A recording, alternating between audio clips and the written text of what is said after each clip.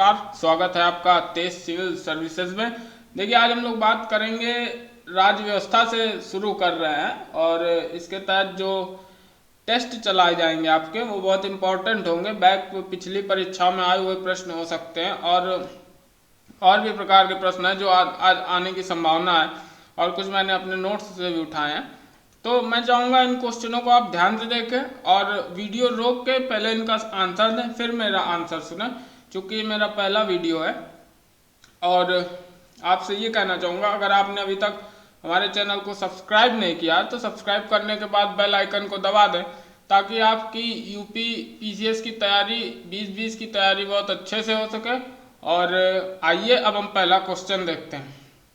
देखिए, ये राज्य व्यवस्था की स्टार्टिंग से शुरू किया है मैंने। इसके बाद हम क्रम बाय क्रम चलेंगे, टॉपिक वाइज। फिर संविधान की प्रस्तावना के बारे में समझेंगे, फिर नागरिकता के बारे में समझेंगे, फिर मौलिक अधिकारों के बारे में समझेंगे। इस प्रकार से फिर नीति निर्देशक तत्वों के बारे में समझेंगे। इस प्रकार से हम क्रम बाय क्रम कंप्लीट करेंगे। अगर हम ऐसा करेंगे तो इससे संविधान बहुत ही अच्छी तरीके से कंप्लीट होगा। चलिए आइए पहला क्वेश्चन देखते हैं। पहला क्वेश्चन ये है, सरकार के अंगों में इनमें से कौन सा शामिल है? 4 ऑप्शन दे रखे हैं। अब देखिए, इसके मैंने अभी ऑप्शन वैसे नहीं दे रखे हैं कथनकूट वाले कि ए और बी सही, ए बी सी सही।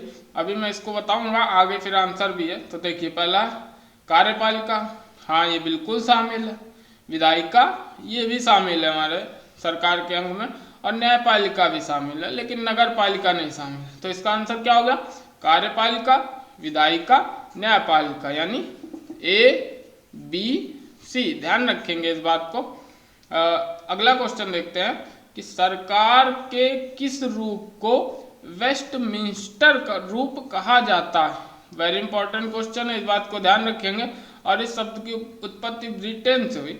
ब्रिटेन के सरकार, संसदीय सरकार के प्रारूप को वेस्टमिंस्टर प्रारूप कहा जाता है, इसलिए आप ध्यान रखेंगे। इसका आंसर क्या होगा? संसदीय प्रणाली। अच्छा, अध्यक्षीय प्रणाली क्या होती है? एक बात ध्यान रखिएगा, जब मैं संसदीय प्रणाली बोलूंगा तो आप भारत का उदाहरण लेंगे, और जब मैं अध्यक्षीय प्रणाली बोलूंगा तो आप अमेरिका का उदाहरण लेंगे, जिससे आपको समझने में सहायता मिलेगी और बहुत आसानी होगी। आइए देखते हैं। देखिए, अध्यक्षात्मक शासन प्रणाली के बारे में निम्नलिखित में से कौन सा कथन सत्य है? शासनाध्यक्ष राज्याध्यक्ष भी होता है, समझेंगे। देखिए, यहाँ ये राष्ट्रपति की बात बोल रहा। अध्यक्षात्मक शासन, यानी मैंने अभी आपसे कहा कि आप तुरंत अमेरिका के विषय में जाएंगे। शासनाध्यक्ष राज्याध्यक्ष भी होता है, तो ये बात बिल्कुल सही। अमेरिका में राष्ट्रपति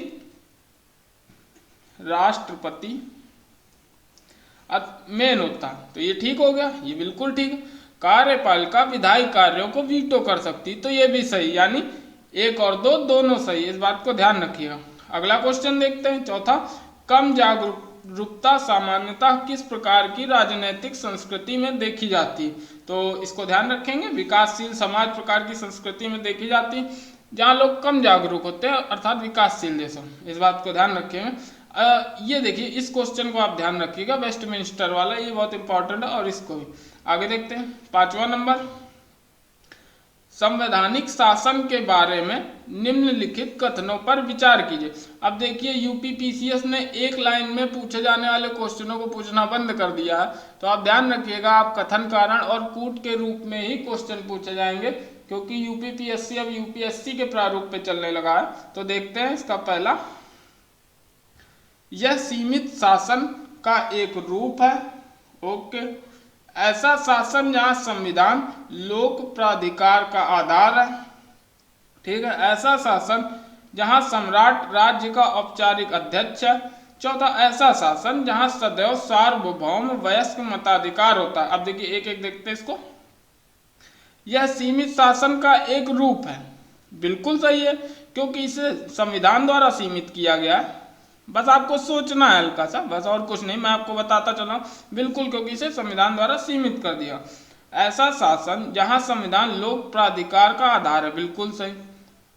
अगला देखते हैं, ऐसा शासन जहां सम्राट राज्य का औपचारिक अध्यक्ष होता है।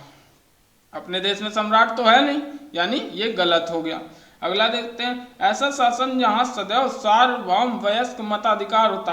अब देखिए आप सोचेंगे कि ये भी सही होगा क्योंकि हमारे यहाँ वयस्क मताधिकार है, लेकिन आप एक बात को समझ लें कि वयस्क मताधिकार उदार लोकतंत्र का उदाहरण है, उदार लोकतंत्र का उदाहरण है। अर्थात इससे कभी भी ये क्वेश्चन बन सकता है कि उदार लोकतंत्र किस प्रकार से आप डिसाइड करेंगे, तो आप ध्यान रखेंगे, आप आंसर देंगे ऐसा शासन जहां सदैव सार्वभौम वयस्क मताधिकार होता है, यानी इस क्वेश्चन की दृष्टि से ये भी गलत हो गया। तो आपके सही कौन से, पहला और दूसरा, यानी ऑप्शन ए। इसी प्रकार के क्वेश्चन बन रहे हैं। अब आइए आगे देखते हैं। भारत के संदर्भ में कौन सा कथन सत्य है? देखिए भारत के संदर्भ में कौन सा कथन सत्य है, देखते हैं। भारत में लोकतंत्र राजतंत्र प्रकार का है, ठीक है। अगला देखते हैं, भारत में लोकतंत्र गणतंत्र प्रकार का। अगला देखते हैं, वास्तविक शक्ति राष्ट्रपति में निहित है। अगला देखते हैं, औपचारिक शक्ति राष्ट्रपति में निहित है। अब देखिए यहां मैं बता दूं, लोकतंत्र राजतंत्र प्रकार का है, यानी ये गलत है। भारत में लोकतंत्र गणतंत्र प्रकार का, यानी ये सही है। मैंने आपको प्रस्तावना वाले वीडियो में बताया भी था कि गणतंत्र का मतलब है जहां राज्याध्यक्ष का चुनाव होता है, अर्थात हमारे यहाँ राष्ट्रपति का चुनाव होता है। आप जैसा कि जानते हैं, तो ध्यान रखिएगा ये सही है। अब देखिए यहाँ क्वेश्चन, जबकि ब्रिटेन में लोकतंत्र राजतंत्र प्रकार का, क्योंकि वहां वंशानुगत राजा रानी चलते हैं। जैसा कि आपने अभी कुछ दिनों पहले देखा, विवाद भी चल रहा था राजकुमार और महारानी के बीच, तो इस प्रकार से। अगला देखते हैं, वास्तविक शक्ति राष्ट्रपति में निहित है, ये गलत है। वास्तविक शक्ति नहीं, केवल औपचारिक शक्ति राष्ट्रपति में निहित होती है, जबकि वास्तविक शक्ति प्रधानमंत्री और उसके मंत्रिमंडल में निहित होती है। तो इस बात को ध्यान रखेंगे। तो औपचारिक शक्ति राष्ट्रपति के पास निहित होती है, यानी क्या सही हो गया, 2 और 3, 2 और 4, सॉरी 2 और 4, डी आंसर हो गया। 7वां देखते हैं, इनमें से कौन सी सरकार की संसदीय प्रणाली की विशेषता है? पहला, बहुमत दल का शासन। दूसरा, दोहरी कार्यपालिका। तीसरा, सामूहिक उत्तरदायित्व। चौथा, शक्तियों का पृथक्करण। देखिए मैंने आपसे कहा था, संविधान को अगर आप तुरंत सोच लेंगे तो आप ज्यादा अच्छा। संसदीय प्रणाली यानी तुरंत अपने देश पे आ जाइए, भारत पे। बहुमत दल का शासन, ठीक है, हमारे यहाँ बहुमत दल का ही शासन होता है, ओके। दोहरी कार्यपालिका, बिल्कुल दोहरी कार्यपालिका। देखिए राष्ट्रपति नाम मात्र का कार्यपालिका का अध्यक्ष होता है, जबकि वास्तविक शक्ति किसमें निहित होती है, प्रधानमंत्री में, तो दोहरी कार्यपालिका है। अगला है सामूहिक उत्तरदायित्व, तो ये भी बात सही है, बिल्कुल सही। सामूहिक उत्तरदायित्व होता है मंत्रिपरिषद का और मंत्रिमंडल का, तो ये बात ध्यान रखिए। अब देखिए ये जो आंसर, शक्तियों का पृथक्करण, हमारे यहाँ शक्तियों का संतुलन है, पृथक्करण नहीं है, तो इस बात को ध्यान रखेंगे। हमारे यहाँ की जो संसदीय प्रणाली है उसमें शक्तियों का संतुलन है, संतुलन, शक्तियों का संतुलन है, ना कि पृथक्करण, यानी ये गलत। सही कौन है, 1, 2 और ये 3, 1, 2, 3, यानी सी, ये आंसर सही है। अगला देखते हैं, निम्न में से कौन सी विशेषता संसदीय शासन व्यवस्था से संबंधित नहीं है? तो इस बात को ध्यान रखेंगे। पहला, सामूहिक उत्तरदायित्व, यानी अगला प्रधानमंत्री का नेतृत्व, यानी ये तो है। अगला एकल कार्यपालिका, तो हमें ध्यान रखना होगा कि हमारे यहाँ सामूहिक उत्तरदायित्व, तो मैंने अभी बताया कि कोई भी कार्य होता है तो सामूहिक उत्तरदायित्व होता है सरकार का, मंत्रिमंडल का। अगला देखते हैं, प्रधानमंत्री का नेतृत्व भी हमारे यहाँ। एकल कार्यपालिका लेकिन नहीं है हमारे यहाँ, इस बात का आप ध्यान रखेंगे, यानी आंसर हो गया 1 और 2 दोनों, ध्यान रखिएगा, 1 और 2 दोनों। अगला देखते हैं, और सर देखिए इसमें पूछा था नहीं है, इसमें पूछा था नहीं है, यानी ये केवल नहीं है और बाकी ये दोनों हैं, तो ध्यान रखिएगा, इसका आंसर डी होगा। अगला देखते हैं,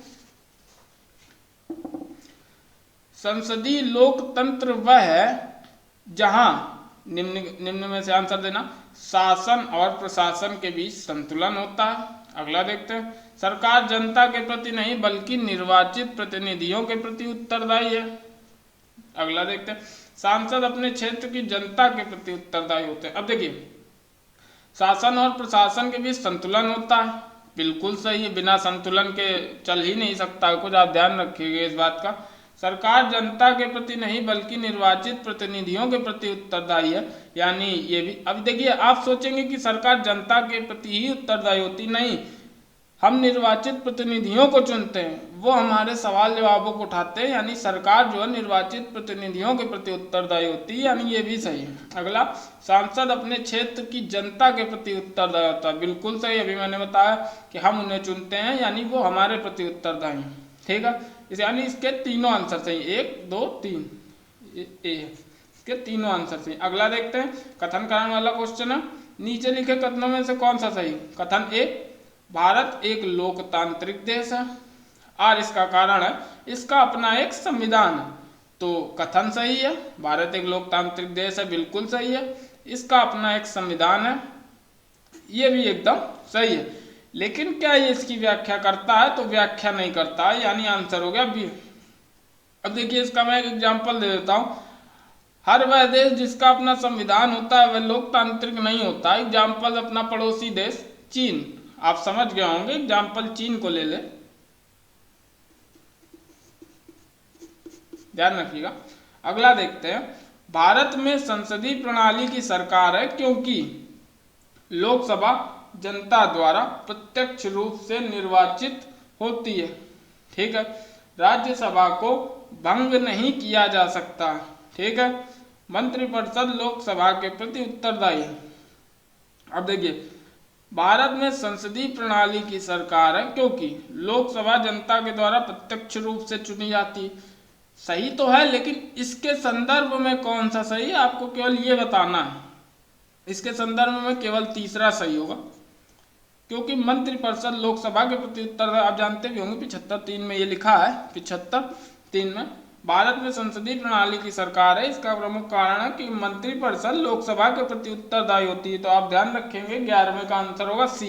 वेरी वेरी इंपॉर्टेंट क्वेश्चन है।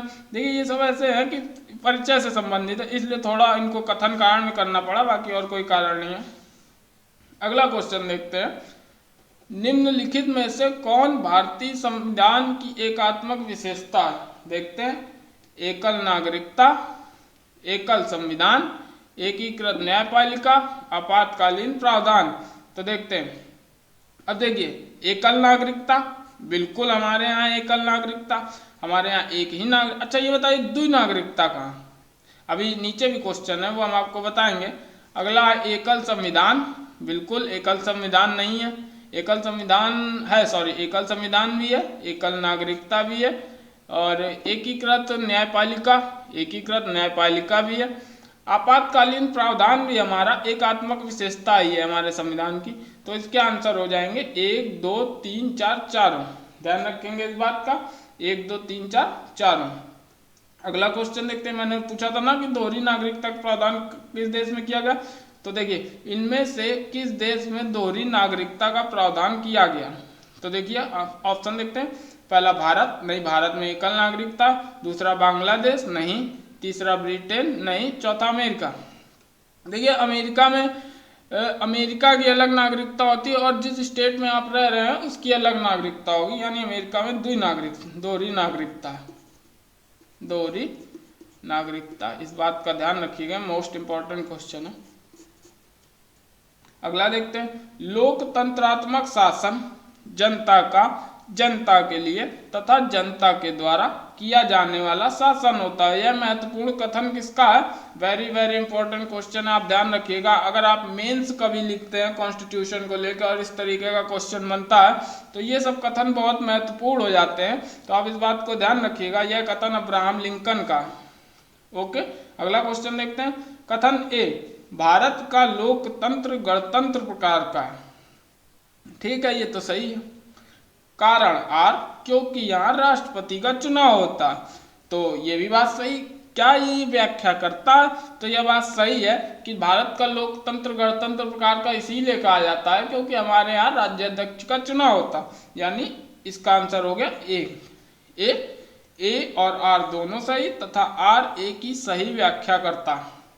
तो देखिए, आज मैंने 15 ही क्वेश्चन रखे, और ये शुरुआत थी और प्रश्न इसी तरीके के बन सकते हैं। हो सकता है इनका जो लेवल था वो मॉडरेट टू हार्ड था, हो सकता है आपको प्रश्न थोड़े से कठिन लगे हो, या आपने अगर पढ़ा होगा तो आपको मीडियम लगे होंगे। और मैं चाहूँगा कि आगे भी मैं ऐसे ही वीडियो देता रहूँगा और थोड़ा इनकी प्रश्नों की संख्या भी बढ़ाऊँगा। लेकिन अगर आपने चैनल को सब्सक्राइब नहीं किया तो सब्सक्राइब जरूर कर लें, ताकि सबसे पहले वीडियो आप तक पहुंच जाए और थोड़ा हमारा भी मनोबल बढ़े।